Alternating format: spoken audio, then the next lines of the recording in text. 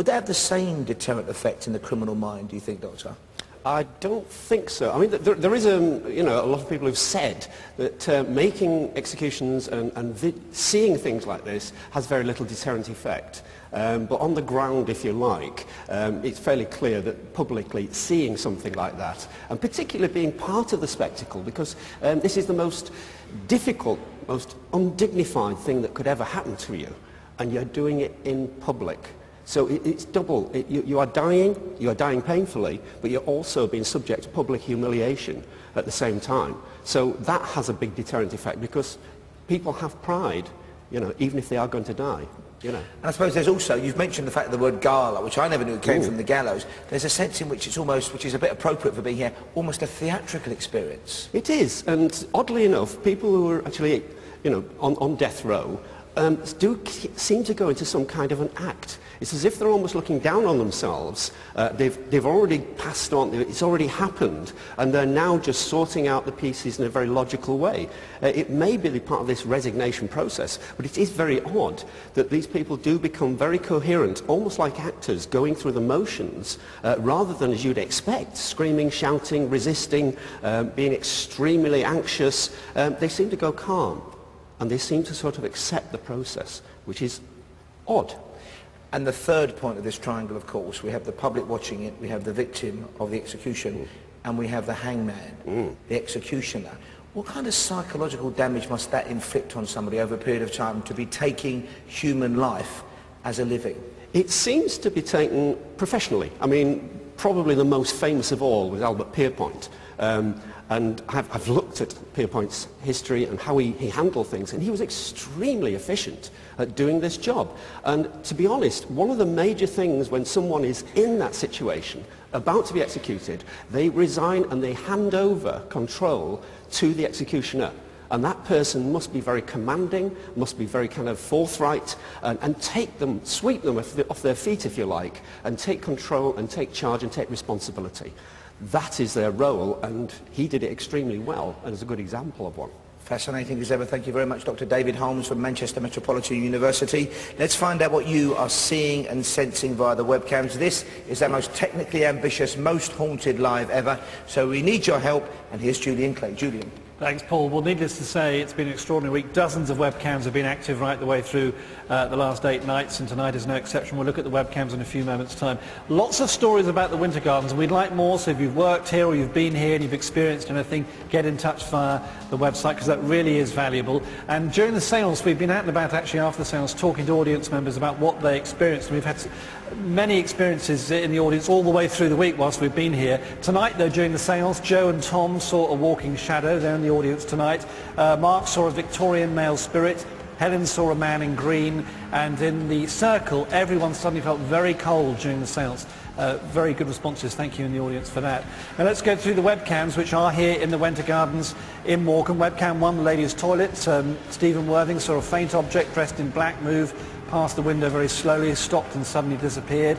Bridge in Belfast saw a white mist floating along the bottom of the webcam. Webcam 2, there's an old man in a trench coat with long grey hair and dirty clothes on the first step. Raymond in Christchurch, thank you for that one. Webcam 3, the dressing room, Colleen and Derby. There are 2 figures clearly visible, timed at 9:02 in the far left of the webcam down the corridor. They appear to be a man and a woman holding hands. And webcam 4, the basement, there's a face of a witch on webcam 4, very clear at 9:20, says John and Paisley. And Claire and Gary in Dorset, we've just seen a figure of a witch. At her feet was a dog. Be careful, team, the witches are back. And on the subject of witches, I'll leave you with this thought. And don't forget, you can see the webcams on our website, mosthauntedlive.net. Paul in London has sent this message. 2 nights ago, the Pendle witches contacted me in a dream, and they're returning for revenge. Paul, back to you. Thank you for that, Julian. Or maybe not thank you for that. Chilling insights there from Julian Clegg. Let's talk now to Dr. John Callaghan, a historian, Fred Batt, demonologist. John, you first. When you think of hanging people, we think in terms of capital crimes like murder, maybe witchcraft, but people were hanged for all sorts of things in the past, weren't they? They were, yes, indeed, Paul. They were hanged for things we would think of as being really comparatively minor today, and particularly crimes against property. You're looking at a society that takes a very dim view of the lower orders, people on the real margins of society, housebreaking, taking part in burglaries, forgeries, forging notes for credit, but also coins, horse stealing, poaching. So there's an enormous number of crimes against property rather than against persons. Violence in many respects is actually less important than taking from the rich to give to the poor. Of course, at the end of Oliver Twist, the novel, Fagin spends his last night in the condemned cell. They hang him effectively for robbery and stealing. That's right, and Fagin in many ways is quite a sympathetic character. In an age before the National Health Service and welfare, the boys were probably better off with him than on the streets. Let's turn to Fred now. Fred, when I think of witches, I tend to think of them being burnt at the stake, but that obviously didn't happen in Lancaster. No, that happened in Scotland. Here they were hung. It's a very funny thing hanging them, because often the hangman, well, most of the time in those days, the hangman would be a condemned criminal that had been reprieved as long as he became a hangman. And when the witches were hung, there was a thing known as the short drop method, where they had little or no drop, and that was universal up until about 1872. So they wouldn't have died quickly then? No, they would have them on the back of a cart or a ladder, and the person was dragged off the tail of the cart just a few inches, and sometimes their relatives would hang on to their bodies to make them die quicker. But the crowd loved it because they were just struggling and being strangled. I think perhaps it's best if we leave that there. Thank you very much for a moment. Fred and John, Yvette Fielding and the team are approaching the vigil location. The investigation continues after this. Most Haunted Live, it's Halloween. We're with you until midnight. Stay tuned.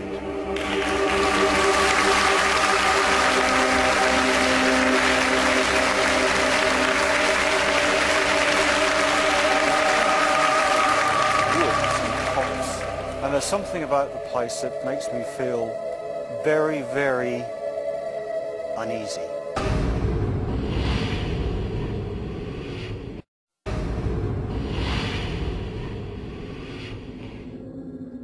It's Halloween and you're watching Most Haunted Live. We have based ourselves here inside the Winter Gardens Theatre in Morecambe on the Lancashire coast for the climax of an unprecedented 8 nights of paranormal investigation. Now, it should go without saying that anything you see in tonight's vigil, any experiment should not be duplicated at home in any way, shape or form.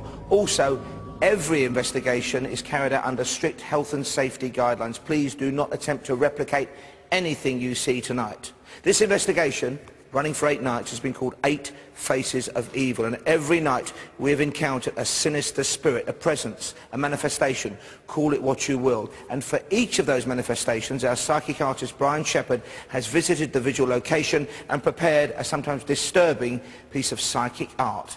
Let's see what happened to him when he visited the scene of tonight's vigil. Be prepared for something very disturbing.